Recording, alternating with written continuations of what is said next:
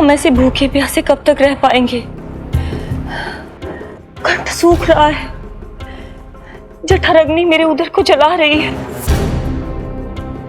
अन्न और जल के बिना यदि एक भी दिन और रहना पड़ गया तो मेरे तो प्राण ही निकल जाएंगे। महाराज कंस जिस विचारधारा पे विश्वास रखते थे उसे ही भूल गए हैं। वो ये भूल गए हैं कि युद्ध करने के लिए और उसे पराजित करके स्वयं विजयी होने के लिए स्वयं जीवित रहना आवश्यक होता है।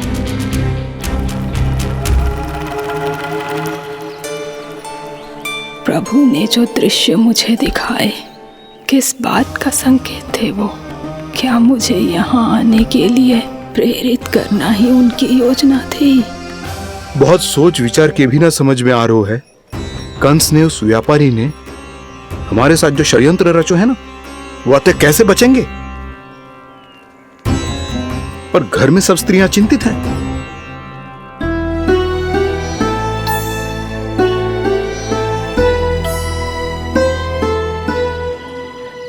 सुनो भाई सब लोग, नंदराज ने निर्णय लियो है कि वो इस बार कंस से मिलने अकेले जाने वाले हैं।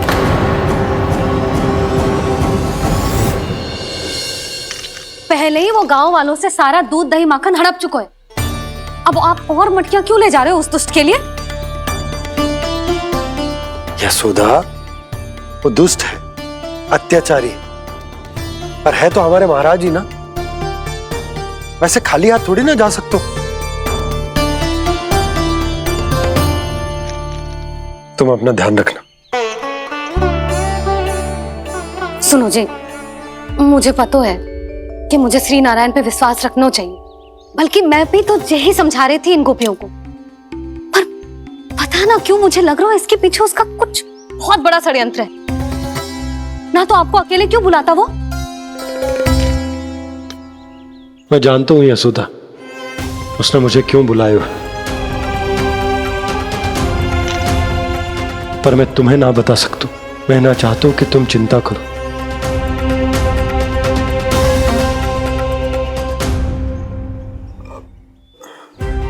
राजा होने के नाते यदि मेरे कुछ करने से मेरी प्रजा का हित होता है तो मुझे वो करना पड़ेगा यशोदा, फिर चाहे वो मुझे कितना ही अप्रिय क्यों ना लगे।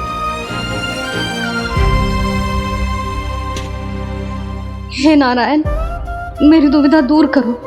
कुछ ऐसा करो कि इन्हें जाना ही ना पड़े उस दुष्ट के सामने।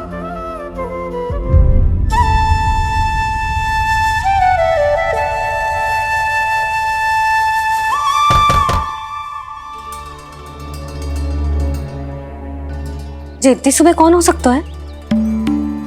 मैं देखता हूं।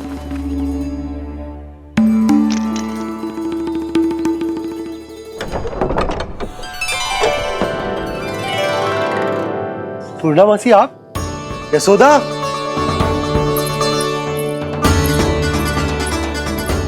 पूर्णा मौसी, इतने दिनों बाद? क्या होगा मौसी? सब कुछ कुशल तो है?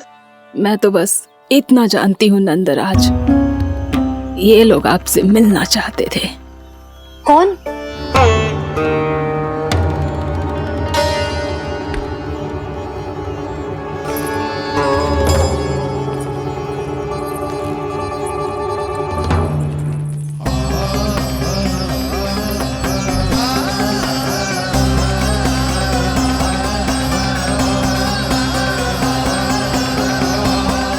इतनी सुबह आप सब यहाँ? क्या होगा?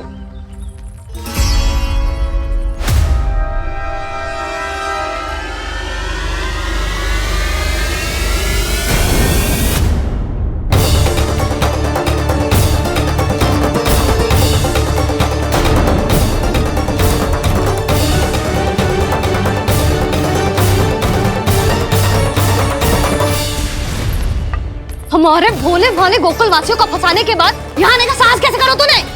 यशोदा, पूछो जी, पूछो इससे, ये क्या करो यहाँ?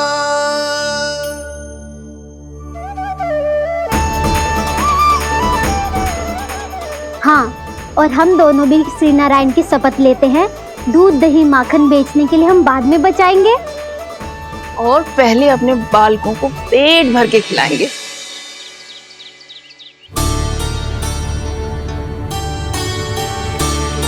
मैया, दादी, शीघ्र चलो। जो माखन प्रसाद की मटकी आप मंदिर से चढ़ा के लाई थी, वो पूरी भर गई है और माखन निकल निकल के भरो है। इसीलिए बड़बोलो कहलाते है तू। फिर कहने लगो कथा कहानी। मैया, अपने घर पे भी ऐसा ही हो रहा है।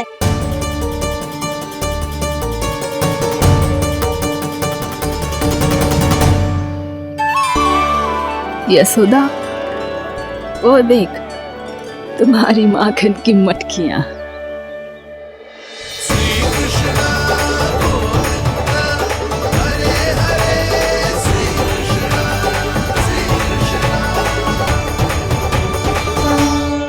मैंने कहा था ना, आप सभी पर श्री नारायण की विशेष कृपा है। जैसे ही आप सबने अपनी भूल स्वीकार कर ली, भगवान ने आपके माखन की सारी हानि पूरी कर दी।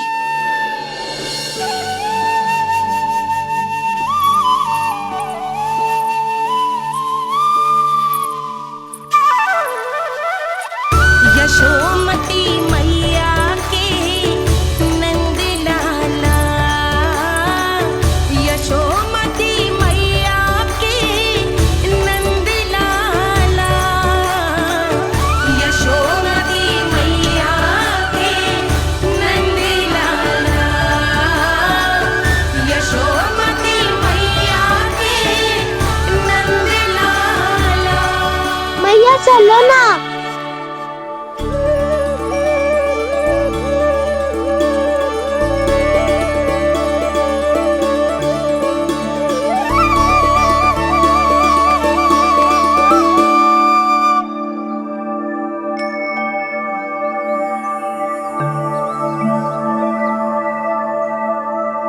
कौन से कान्हा पे विश्वास करूं मैं?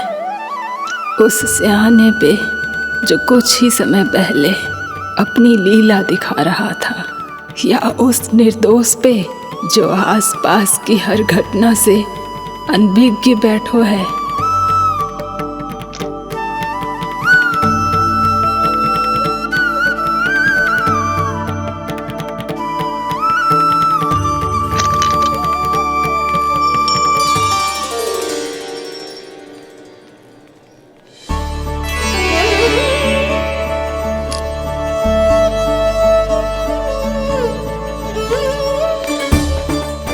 तो क्या इसका अर्थ ये है कि जब हम अच्छा कर्म करते हैं तो हमें पुण्य लाभ होता है, और जब हम बुरा कर्म करते हैं तो हमारी हानि होती है, हम पराजित हो जाते हैं।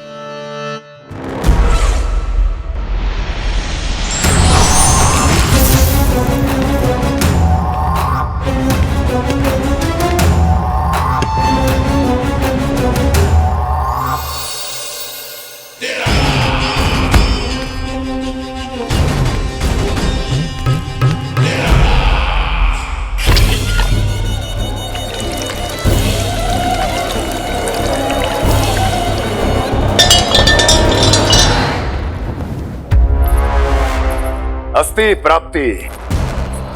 मैंने कहा था ना, ये सारी माया उस विष्णु अवतार की है। अरे वो तो इतना भी शक्तिशाली नहीं है कि अपनी ही माया का प्रयोग पर्याप्त समय तक कर पाए और मुझे पराजय स्वीकार करने पर विवश कर पाए।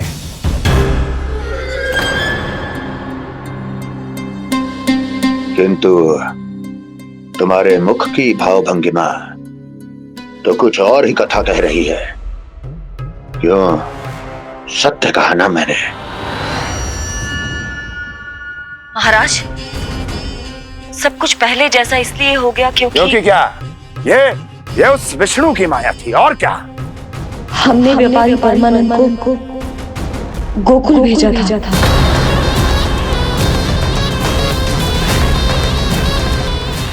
हमने व्यापारी परमानंद को गोकुल भेजा था ताकि वो गोकुल वासियों को अपने साथ व्यापार करने के वचन से मुक्त कर सके।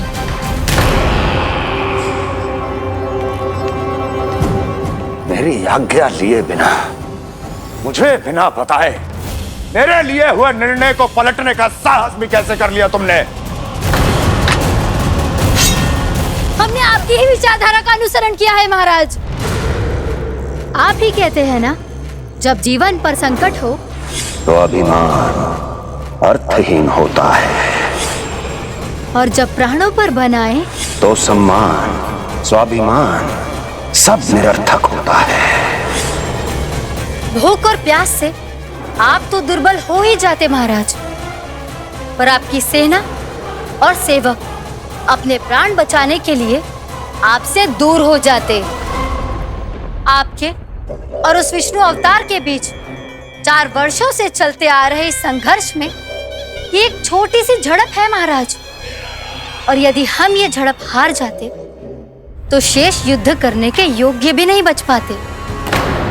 जब आप पूरी तरह से अकेले, शारीरिक रूप से दुर्बल और असहाय होते, और तब वो विष्णु अवतार, वो बालक आप पे प्रहार करता, तब आप क्या करते महाराज?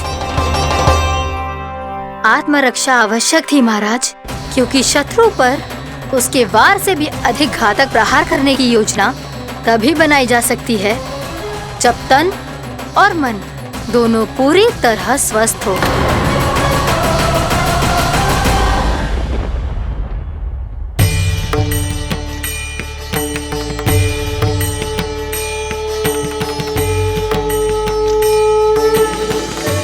सच्ची बताओ, ये सब आप ही ने क्यों है ना?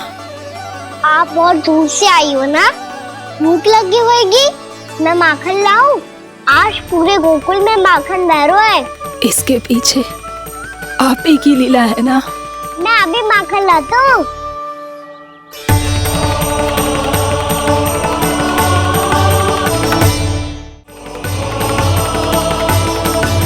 ये लीजिए।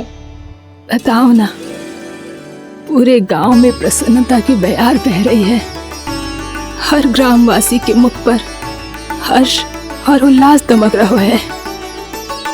ये सब आप ही का चमत्कार है ना?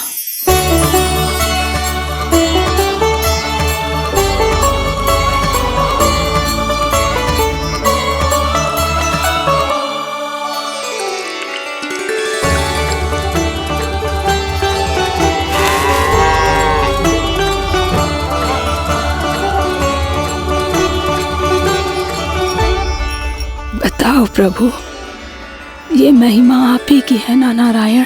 ठहरो, मैं आपके हाथों से खिलाऊंगा आपको।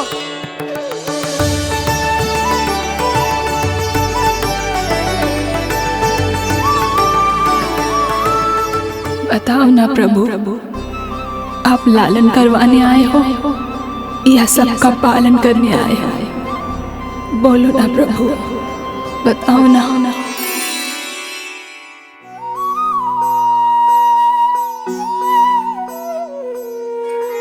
आए हो लालन करवाने या पालन करने आए हो, या जगपाला बन नंद लाला मन को हरने आए हो। आए हो